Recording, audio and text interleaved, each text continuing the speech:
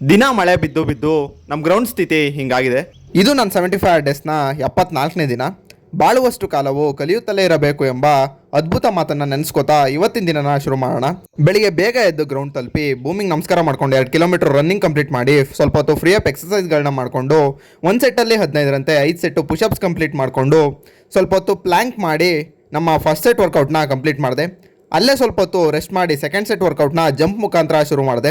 1/4 ಗಂಟೆ ಜಂಪ್ ಮಾಡಿ ಆಮೇಲೆ 100 ಸಿಟಪ್ಸ್ ಮಾಡಿ 100 ಬಸ್ಕಿ ಹೊಡೆದು ಒಂದು ಸೆಟ್ಟಲ್ಲಿ 20ರಂತೆ 3 ಸೆಟ್ಟು ದಂಡ ಹೊಡೆದು ಸೆಕೆಂಡ್ ಸೆಟ್ ವರ್ಕೌಟ್ನ ಕಂಪ್ಲೀಟ್ ಮಾಡಿದೆ.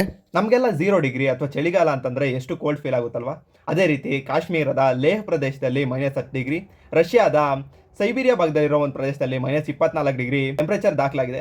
ಇಲ್ಲೆಲ್ಲ ಜನ ವಾಸಿಸ್ತಾರೆ, ಆದರೆ ಜನ ವಾಸಿಸ್ತಿರೋ ಅಂಟಾರ್ಟಿಕಾದ ವಾಸ್ಟೋಕ್ ಅನ್ನೋ ಪ್ರದೇಶದಲ್ಲಿ -89 ಡಿಗ್ರಿ ಕೂಡ ಟೆಂಪರೇಚರ್ ದಾಖಲಾಗಿದೆ. ಇದನ್ನ ಪ್ರಪಂಚದ ಅತಿ ಶೀತ ಪ್ರದೇಶ ಎಂದು ಕರೀತಾರೆ.